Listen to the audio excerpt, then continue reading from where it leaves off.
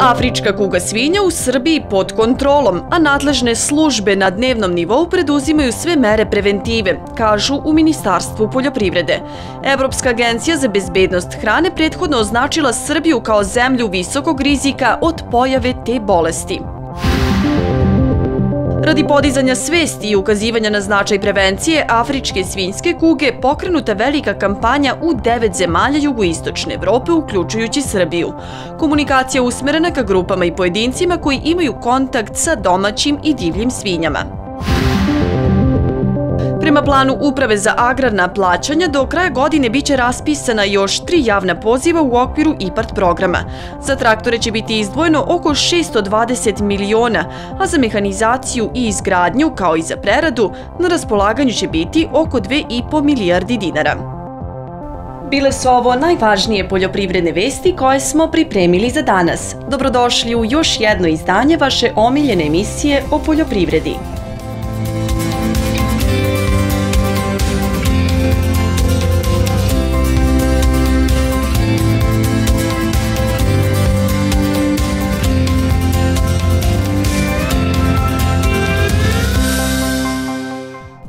U Srbiji je situacija sa afričkom kugom svinja pod kontrolom i nadležne službe na dnevnom nivou preduzimaju sve mere preventive, rečeno je Tanjugu u Ministarstvu poljoprivrede.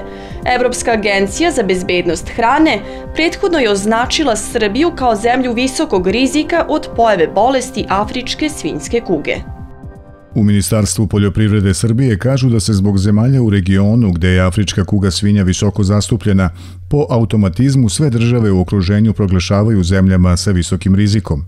Evropska agencija za bezbednost hrane je u saopštenju konstatovala da je Ministarstvo poljoprivrede Srbije preduzelo sve mere kako bi sprečilo širenje i kontrolu te bolesti u populaciji divljih svinja i prenos virusa na domaće svinje, angažujući sve raspoložive resurse i veterinarske i lovačke organizacije. Kako je navela ta agencija, pored Srbije procenjeno je da opasnost preti i Albaniji, Bosni i Hercegovini, Hrvatskoj, Grčkoj, Crnoj Gori, Severnoj Makedoniji, Sloveniji i Kosovu.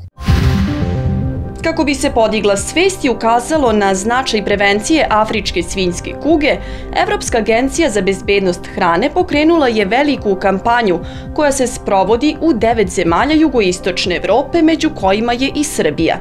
Kampanja je usmerena ka zemljama koje su identifikovane kao zabrinjavajući region zbog blizine onih u kojima je prisutna ova zarazna bolest. Virus nije opasan po čoveka, ali je smrtonosan za domaće i divlje svinje i može imati razarajuće ekonomske posljedice u pogođenim zemljama. U posljednje 4 godine od posljedica zaraze virusom afričke svinjske kuge uginulo je 1,3 miliona svinja. Od kada je u avgustu potvrđen virus ove opake bolesti u Srbiji, veterinarska inspekcija eutanazirala je 619 grla svinja, dok je zaraza zvanično bila potvrđena kod 20 grla. Država Srbija je do sada isplatila više od 8,2 miliona dinara stočarima, čije su svinje ubijene zbog afričke kuge svinja. Trenutno ne postoji vakcina za ovu bolest, što znači da žarište zaraze može uzrokovati nužni pokolj velikog broja domaćih svinja u pogođenim područjima. Kampanja ima za cilj da podigne svest i značaj o zarazi u svih 9 zemalja u kojima se sprovodi. Komunikacija je usmerena ka grupama i pojedincima koji imaju kontakt sa domaćim i divljim svinjama. Agrarna komora poljoprivrednih proizvođača Srbije pomoć pruža svim poljoprivrednicima u rešavanju brojnih problema koje iznosi pred lokalne samouprave, nadležne pokrajinske i državne organe. Proizvođače savjetuje pre svega da se udružuju radi lakšeg ostvarivanja zajedničkih ciljeva. Iako još uvek u začetku, ova organizacija ima veliki značaj za poljoprivrednike, kaže Nenad Manić, predsjednik Agrarne komore poljoprivrednih proizvođača Srbije. Navodi da je u planu proširenje obima delovanja kako bi mogli da pruže pomoć u rešavanju što većeg broja izazova sa kojima se proizvođači susreću. Agrarna komora poljoprivrednih proizvođača je na neki način još uvek u početku. Trudimo se da objedinimo sve poljoprivredne proizvođače. Trenutno pokrivamo 7 regiona na teritoriji Republike Srbije. Znači, problematika svih poljoprivrednika, kako stočara, pčelara, ratara, povrtara. Glavni cilj Agrarne komore je da se informisanjem, edukacijom, savjetovanjem kao i posredovanjem između poljoprivrednika i nadležnih organa dođe do ostvarivanja zajedničkih interesa. Sve ono što se zove problem, mi pokušavamo da ujedinimo poljoprivredne proizvođače, da uđemo u suštinu problema, da im pomognemo, da im budemo tu na dohvat ruke, da im pomognemo oko realizacije svoje proizvodnje i s druge strane da dođu do podsticajnih sredstava, da ih uputimo, da im pomognemo i najvažnije sve vreme pokušavamo da ujedinimo poljoprivredne proizvođače, da se oni udruže. Manić ističe da su u Agrarnoj komori zadovoljni saradnjom koju su u dosadašnjem radu uspostavili sa lokalnim, pokrajinskim i državnim organima. Ponosni smo na sve kontakte koje smo ostvarili, na onu ozbiljnost koju imamo kad se tiče Ministarstva poljoprivrede, lokalne samouprave. Svud smo se nametnuli ozbiljnom temom, znači mi nismo kritičari, mi ne evidentiramo probleme, znači mi smo ti koji se trudimo da pomognemo u rešavanju problema i za sad imamo otvorena vrata svud, kako u lokalnoj samoupravi, tako što se tiče pokrajine, tako i u samom ministarstvu. Agrarna komora je uvek dostupna svim poljoprivrednim proizvođačima koji mogu da se obrate za neophodnu pomoć, a samo zajedničkim delovanjem moguće je uspešno rešavati probleme, zaključuje predsjednik ove organizacije. Prema planu Uprave za agrarna plaćanja, do kraja godine biće raspisana još 3 javna poziva u okviru IPART programa za nabavku novih mašina, mehanizacije i izgradnju za kupovinu novih traktora i za preradu poljoprivrednih proizvoda. IPART fond za traktore na sledećem pozivu iznosit će oko 620 miliona dinara, dok će kroz pozive za mehanizaciju i izgradnju, kao i preradu, na raspolaganju biti oko 2,5 milijardi dinara. Najveće interesovanje na prethodnih 8 završenih javnih poziva iz IPART programa vladalo je za nabavku novog traktora i tu je podneto najviše zahteva. Prema informacijama Agrosmarta, izmena u odnosu na prethodni konkurs za traktore biće u pogledu standarda izduvnih gasova. Umesto dosadašnjeg standarda Stage 4 za traktore s motorima od 56 do 100 kW, biće potreban viši standard Stage 5. Ovog puta za traktore će biti manje para nego na prošla 2 konkursa. Za nabavku novog traktora, kao i za nabavku mehanizacije, mogu da konkurišu fizička lica, nosioci poljoprivrednih gazdinstava, kao i preduzetnici, pravna lica, zemljoradničke zadruge i privredna društva, koje su upisane u registar poljoprivrednih gazdinstava i nalaze se u aktivnom statusu. Tokom trajanja celog IPART 2 programa može se konkurisati za podsticaje za nabavku samo jednog traktora.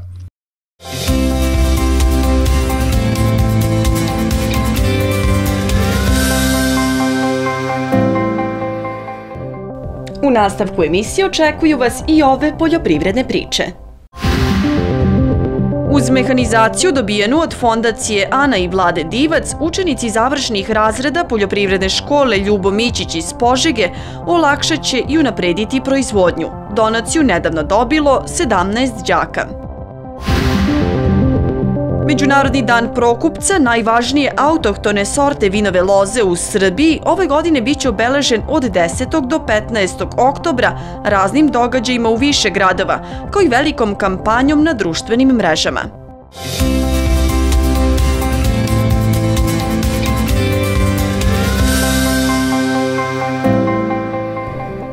Među 17 dobitnika donacije Fondacije Ana i Vlade Divac namenjene učenicima završnih razreda škole Ljubo Mićić iz Požege, koja je jedina poljoprivredna škola u tom delu Srbije, našla su se i 4 đaka iz Požeške opštine. 4 mlada poljoprivrednika sa područja Požeške opštine dobila su na osnovu biznis planova neophodnu mehanizaciju od Fondacije Ana i Vlade Divac, kao što su vadilice za krompir, zakupljač sena i rotofreza. Mi se ovde porodično bavimo proizvodnjom krompira. Ove godine smo imali 3 hektara, da kažem, pod krompirom i vadilica će mi znatno olakšati taj posao. Ja se bavim poljoprivredom, imamo stoke, malina, traktorsku frezu nismo imali do sad, olakšat će nam u obradi zemlje. Biće nam sad lakše, pozajmijevali smo od komšija, sad imamo našu mašinu. Iz Fondacije Ana i Vlade Divac napominju da su poljoprivreda i mladi prioritetne oblasti za njih, a saradnja sa opštinom Požega i poljoprivrednom školom na zajedničkim projektima traje više od 6 godina. Prvo smo započeli da radimo Divac poljoprivredne fondove i onda smo pomagali poljoprivrednim gazdinstva. Međutim, pre 3 godine smo započeli da radimo i sa poljoprivrednom školom koja ima sjajne profesore, sjajan direktor i sjajne đake. I tu smo uvidjeli da je jedini način kako bi deca malo više ostali u selu i ne bi odlazili iz Srbije. Znači, poljoprivreda za Srbija je bitna. Mi smo sad vidjeli u vrijeme korone šta je bilo najbitnije. Hrana je svima potrebna. Tako da želimo da pokažemo deci da je poljoprivreda cool, da je stvarno zdravo i lepo da ostaneš na svoje gazdinstvo i da bude svoj gazda. A da budu gazde praktično primjene svoje znanja i budu konkurentni za tržište rada, trudi se poljoprivredna škola jedina u ovom delu Srbije, a koja je i bila jedan od inicijatora ovog projekta. Mi od 56. obrazujemo učenike u istom području rada, znači nismo menjali područje rada, najmanje nezaposlenih na Zlatiborskom okrugu dolazi iz naše škole. Zašto je to važno? Zato što naši učenici nisu opterećenje društva, oni ne čekaju i ne očekuju pomoć od društva, oni sami rade, sami privređuju, izdržavaju sebe, izdržavaju svoje porodice i oni su zaista ozbiljan potencijal čitavog okruga. Eto, regionalna smo škola, dolazi djeca sa svih strana. Prva među opštinama iz zapadne Srbije koja sarađuje na ovim projektima je Požega, a ove godine je izdvojila 800.000 dinara za ovu namenu. Mogu da kažem da smo i među prvima animirali i druge susedne gradove i opštine, tako da je danas taj neki fond opština i fondacija oko 3 miliona. Mehanizacija, pored mladih požeških poljoprivrednika, opredeljena je i za još 13 učenika poljoprivredne škole sa drugih teritorija, kao što su grad Užice i opštine Čajetina, Nova Varoš, Krupanj. Sve je više poljoprivrednika koji se odlučuju da veći deo onoga što proizvedu prerade u svom domaćinstvu i ponude tržištu. Tako je i u porodici Jovanović iz Blačkog sela Trbunja. Očekuju pre svega veću zaradu, ali i siguran plasman, jer se slatko, džemovi, ajvar prodaju tokom cele godine. Odlučili smo se za ovu vrstu proizvodnje jer smo ostali tu na selu i da bismo udvostručili taj naš rad i trud, odlučili smo se za preradu voća i povrća, kaže za RTS Jelena Jovanović. Pravili smo slatko od šljive, od višnje, jagode, sada ćemo slatko od dunja, pa onda džemove, pekmez bez šećera od šljiva, od maline, navodi Jelena. U prvoj godini napravili su oko 1.500 do 2.000 tegli. Najviše se ajvar traži, idu i džemovi i slatka, ali najveća je potražnja za ajvarom, dodaje. Ono što je za njih novina, to je pozicioniranje na tržištu, ali ističe da ne strahuju, jer potražnje ima i prodaja gotovo cele ovogodišnje proizvodnje već je ugovorena. To je dobra priča, znači ostaće ljudi na selu, neće svoju sirovinu davati u bescenje, već će taj proizvod finalizovati i ostvariti neki profit, od čega će njihove porodice egzistirati, objašnjava Bojan Nikolić iz Poljoprivredne stručne službe opštine Blace. Jovanovićima su u početku pomogli država i fondacija Divac. Sada je, kažu, sve na njima, a cilj im je da uz rast i razvoj proizvodnje i prerade svojim porodicama obezbede sigurnu egzistenciju i opstanak na prostoru gde žive generacijama. Srpska šljivovica, francuski konjak i australijsko vino možda imaju nešto zajedničko. Burat proizvedenu u selu Modrica kod Kruševca. To selo ispred Jastrebca čuveno je po pinterima. Burat se pravi u više od 20 zanatskih radionica i izvozi širom sveta. Pod istim krovom žive 4 generacije devetočlanog domaćinstva Cvetković. Mesečno naprave oko 70 buradi, zapremine od 5 do 600 litara. Ranije su svoje proizvode prodavali po republikama nekadašnje Jugoslavije, a od pre 7 godina izvoze širom sveta. Krenulo je i otvorilo se tržište na zapad, čak i taj istok i Rusija, ide i Australija, ističe Dušan Cvetković za RTS. Burad iz Modrice tražena su i na probirljivom francuskom tržištu. Svako treće bure iz ove zanatske radionice se izveze, od čega je godišnja zarada oko 100.000 evra. Od proizvodnje buradi u Modrici živi porodica Lazarević, čiji su proizvodi postali brend širom Evrope. Mora iz šume da pokupimo trupac, to da izrežemo, da se osuši, mora da odleži na kiši, suncu, na snegu, da se osuši bar 2 godine, naglašava Dragiša Lazarević. To je tradicija, već možda 500 godina.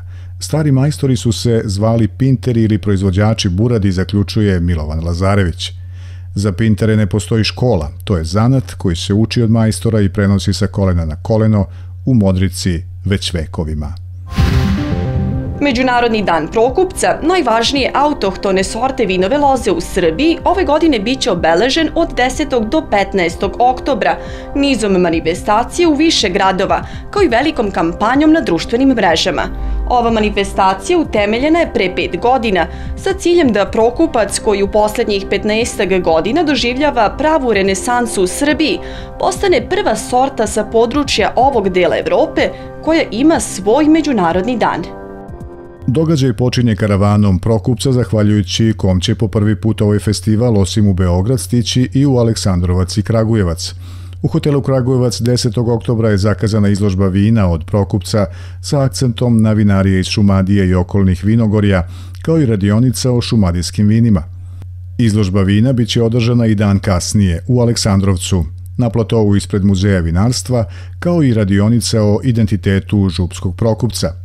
U hotelu Radisson Collection u Beogradu 13. oktobra biće održana konferencija Okusi razliku, okusi Prokupac, a na kojoj će domaći i međunarodni vinski stručnjaci govoriti o vinima od ove značajne sorte. Na sam dan Prokupca 14. oktobra u hali 5 Beogradskog sajma biće održan Prokupac show. Gosti će moći da se upoznaju sa vinima od Prokupca iz većeg broja srpskih vinarija, ali i da razgovaraju sa vinarima i upoznaju se sa uzbudljivim i dinamičnim svetom savremenog srpskog vinarstva. Maksimalan broj učesnika i gostiju ograničen je na 500, a događaj će biti održan uz poštovanje svih epidemioloških mera. Inače, cela nedelja od 12. do 18. oktobra biće posvećena promociji Prokupca u trgovinskim i ugostiteljskim objektima širom Srbije.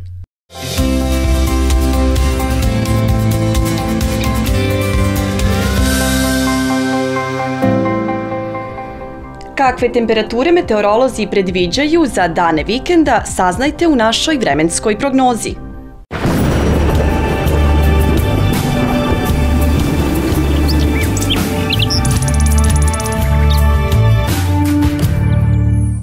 Nakon hladnog, po kotlinama ponegdje i maglovitog jutra, 10. oktobarski dan u našoj zemlji obeležit će smena oblaka i sunca, pa predlažemo da ovaj prvi dan vikenda iskoristite za šetnju.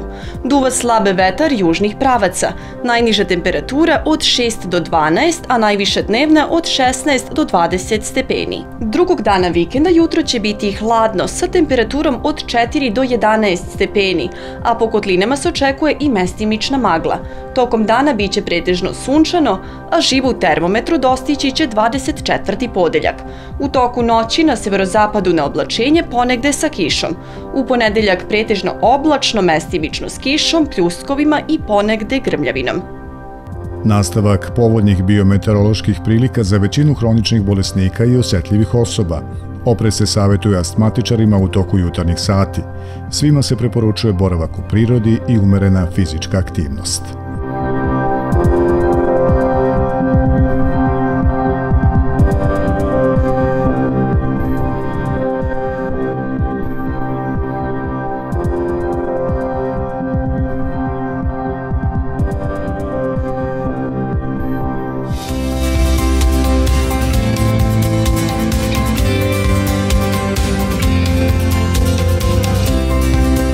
To bi bilo sve za danas. Sa novim aktuelnostima očekujemo vas već sutra. Doviđenja!